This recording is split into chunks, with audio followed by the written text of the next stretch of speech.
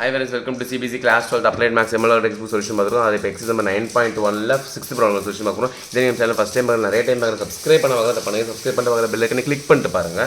ஓகேவா? ஸோ வேகமாக சொல்லிட்டேன்ல, நல்லா சொல்லுங்கள். தேங்க்ஸ். எனக்கே நான் பாராட்டுறேன்.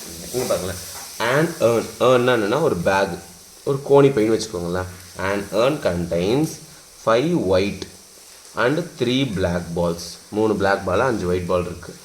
If 2 balls are drawn at random, 2 பாலை வெளியே எடுக்கிறாங்க, 2 வித்தவுட் ரீப்ளேஸ்மெண்ட். அதாவது ஒரு பால் எடுக்கிறாங்க, கையில் வச்சுக்கிட்டாங்க, திரும்ப பேக்கில் கையை விட்டு எடுக்கிறாங்க. ஸோ 2 பால் 2 கையில் இருக்குது. ஓகேவா? வித்தவுட் ரீப்ளேஸ் பண்ணாமல். அண்ட் எக்ஸ் டினோட்ஸ், எக்ஸ்னா என்னென்னா number of white balls, number of white balls.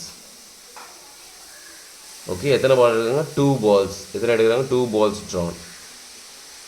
இப்போ நல்லா இப்போ யோசிங்க, ஒரு பேக்கில் 5 ஒயிட்டு 3 பிளாக் பால் இருக்குது. கையை உள்ளே விட்டு 2 பால் எடுக்கணும், ரைட்டா?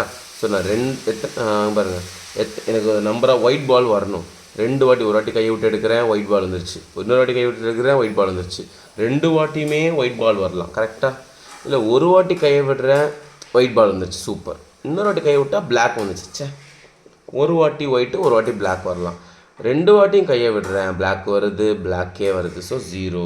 நம்பர் ஆஃப் ஒயிட் பால்ஸ் வந்து 2 வாட்டியுமே ஒயிட் வரலாம், ஒரு வாட்டி ஒயிட்டு, இன்னொன்று பிளாக் வரலாம், அப்புறம் இல்லை பிளாக் வந்துட்டு அப்புறம் கூட ஒயிட் வரலாம், 2 வாட்டியுமே பிளாக்கே வரலாம், 0. ஸோ இதுதான் என்னோட ரேண்டம் வேரியபிள்ஸ். புரிஞ்சுதா? ரைட், இப்படி தான் ரேண்டம் வேரியபிள் கண்டுபிடிக்கும். நெக்ஸ்ட்டு இந்த ரேண்டம் வேரியபிளுக்கு ஃபைண்ட் இட்ஸ் ப்ராபபிலிட்டி டிஸ்ட்ரிபியூஷன் கண்டுபிடிப்போம். இங்கே பாருங்கள், P of x is equal to 0. ஒன்றா போடலாம். ஸோ 0ன்னு அர்த்தம் நம்பர் ஆஃப் ஒயிட் பால்ஸ் வந்து 0. எக்ஸ் வந்து 0னா எனக்கு ஒயிட் பாலே வரல, ஒயிட் பாலே வரல. அப்போனா 2 வாட்டியுமே பிளாக் பாலே வருது. ஓகேவா? ஸோ இப்போ பிளாக் பாலுக்கான ப்ராபபிலிட்டி என்னப்பா? மொத்தம் எத்தனை பால்ஸ் இருக்குது? மொத்தம் டோட்டலாக 8 பால்ஸ். அதில் பிளாக் எத்தனை? 3. 8 பால்ஸில் 3 பிளாக் பாலில் 1 எடுத்துட்டேன். இந்த மாதிரி 2 டேர்ம்ஸ் நடக்குது. இங்கே இன்டூவில் இருக்குன்னா ப்ராபபிலிட்டியை பொறுத்த வரைக்கும் அண்டுனா மல்டிப்ளிகேஷன் அர்த்தம், ஆறுனா அடிஷன் அர்த்தம். ஓகேங்களா? இதை நோட் பண்ணிக்கோங்க. ஓகே, ஸோ 3/8 இங்கே ஒரு இன்டூ இருக்க மாட்டேங்குது. இன்டூ நல்லா பாருங்கள், வித்தவுட் ரீப்ளேஸ்மெண்ட் கொஸ்டின் கொடுத்துறாங்க. அதாவது 8 பால் இருக்கா, கையை விட்டு ஒரு பால் எடுக்கிறேன், எடுத்து பார்த்தா பிளாக்கு. சரி, ஓகே, அப்படி இந்த கையிலே தான் இருக்குது. திரும்ப கையை விட்டு இப்போ 8 பால் இல்லை, இப்போ எத்தனை பால் இருக்குது? ஒரு பால் எடுத்துட்டேன். இப்போ எத்தனை பால் இருக்குது? 7 பால் தான் இருக்குது. திரும்ப நான் பிளாக்கே தான் எடுக்கிறேன். இந்த மூணில் ஆல்ரெடி 1 எடுத்துட்டேன். 3ல் 1 எடுத்துட்டேன். இப்போ எத்தனை பிளாக் உள்ள இருக்குது? 2 பிளாக் தான் இருக்குது. ஸோ அந்த 2ல் 1 எடுக்கிறேன். ஸோ 2 பிளாக்கில் 1 எடுக்கிறேன். நல்லா புரிஞ்சுக்கோங்க, சரிங்களா?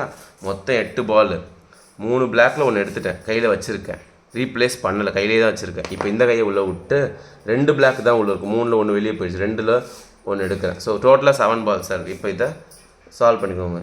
என்ன கேன்சல் பண்ணாலும் பண்ணிக்கோங்க. இது கேன்சல் பண்ணிட்டா 4, 3/28. ரைட்டா? இப்போ P of x is equal to 1. So 1ன்னு அர்த்தம்னா ஒரு வாட்டி பிளாக்கு, ஒரு வாட்டி ஒயிட்டு. ஸோ பிளாக்கு ஒயிட்டு இப்படி கூட இருக்கலாம்லப்பா. Or first time white, second time black. First time black, second white எடுக்கிறேன். Or first time white, second black கூட எடுக்கலாம். கரெக்டாக? ஸோ இப்போது ப்ராபபிலிட்டி ஆஃப் பிளாக்கு மொத்தம் எத்தனை பால் இருக்குது? 8 பால். எத்தனை பிளாக் இருக்குது? 3 பிளாக் பால் எடுக்கிறேன். இங்கே இன்ட்டு மாதிரி இருக்குது, இன்ட்டு போட்டுக்கோங்க. ஸோ இப்போ ஒரு பிளாக் பாலை எடுத்துகிட்டேன், கையில் வச்சுருக்கேன். இப்போது 7 பால் தான் இருக்குது. இப்போ ஒயிட் எத்தனை இருக்குது? 5 ஒயிட்டில் 1 எடுக்கிறேன். நல்லா பாருங்கள், திரும்ப நான் பிளாக்கே எடுத்தால் தான் இங்கே குறையும். இப்போ நான் பிளாக்கை ஃபஸ்ட்டு எடுத்துகிட்டேன், இந்த 3ல் 1 எடுத்துட்டேன், திரும்ப 7 பால் தான், திரும்ப கையை விட்டு ஒயிட்டை எடுக்கிறேன். ஸோ அப்போ 5ல் 1 எடுத்துட்டேன், 5/7. 6 என்ன சொன்னால் அடிஷன். இப்போ இதுக்கு ஒயிட்டு டோட்டலாக 8 பால் இருக்கா, ஒயிட் எத்தனை இருக்குது? 5 ஒயிட்டில் 1 எடுக்கிறேன். இங்கே 2 நல்ல இன்ட்டு, ஸோ இன்ட்டு போட்டுக்கிறேன். இப்போ 7 பால் தான் இருக்குது, கரெக்டாக? ஒரு பால் வெளியே எடுத்துட்டேன், கையில் இருக்குது. பிளாக் எத்தனை இருக்குது? ஃபஸ்ட் நான் எடுத்தது ஒயிட்டு தான், இந்த ஒயிட்டில் தான் 1 எடுத்துட்டேன். இப்போ பிளாக் 3 அங்கே தான் இருக்குது. ஸோ அதில் 1 எடுக்கிறேன். ஸோ 3ல் 1 எடுக்கிறேன்.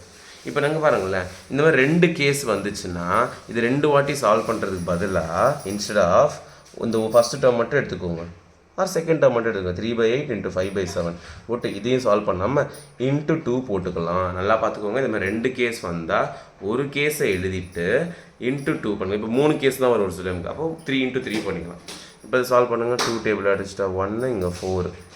So 3 × 5 15 by 4 7s are 28. ரைட்டா? நெக்ஸ்ட் இப்போ P of x is equal to 2. Number of white balls வந்து எத்தனை 2, எக்ஸ் வந்து 2. அப்போ நான் 2 வாட்டியுமே ஒயிட் பால் தான் எடுக்கிறேன். ஸோ அப்போது probability of white okay, number of white balls வந்து 2. மொத்தம் 8 பால் இருக்கா, எத்தனை ஒயிட் இருக்குது, 5 ஒயிட். 5 ஒயிட்டில் ஒன்று எடுக்கிறேன் இன்டூ, ஓகே, கையில் எடுத்து வச்சிட்டேன், ஒரு ஒயிட் எடுத்துட்டேன். இப்போ 7 பால் தான் இருக்குது. ஆல்ரெடி ஒயிட் வெளியே போயிடுச்சு. இப்போ திரும்ப நான் ஒயிட் தான் இருக்குது. அப்போ 4 ஒயிட்டு தான் இருக்கும். 4த்தில் ஒன்று எடுக்கிறேன். கரெக்டாக? That's it. இப்போ டேரெக்டாக இப்போ பாருங்க, ஒரு டைம் மட்டும் கேன்சல் பண்ணுங்கள். 4 இப்படியே வச்சுக்கோங்க. 10/28. ஏன் சார் எதையும் கேன்சல் பண்ணாதீங்க. நம்ம டேபிள் கண்டுபிடிக்கும் போது பாருங்கள், இங்கே ப்ராபபிலிட்டி டிஸ்ட்ரிபியூஷன் டேபிள் இங்கே போடுறேன். அதில் செக் பண்ண கொஞ்சம் ஈஸியாக இருக்கும். இங்கே எக்ஸு, இங்கே பி ஆஃப் எக்ஸு, 3 ரேண்டம் வேரியபிளுக்கு 3 ப்ராபபிலிட்டி கண்டுபிடிச்சிட்டோமா? So X 0, 1, 2. 0ஓட ஆன்சர் என்னப்பா வந்துச்சு? 3/28. 1ஓட ஆன்சர் 15/28. இதோட ஆன்சர் 10/28. இப்போ இதெல்லாம் ஆட் பண்ணால் 28/28 1 வருதுன்னு பாருங்கள். 10 + 15 25 + 3 28/28 கேன்சல் பண்ணால் 1. ஸோ என்னோட டேபிள் கரெக்டு, என்னோட ஆன்சர் கரெக்டு.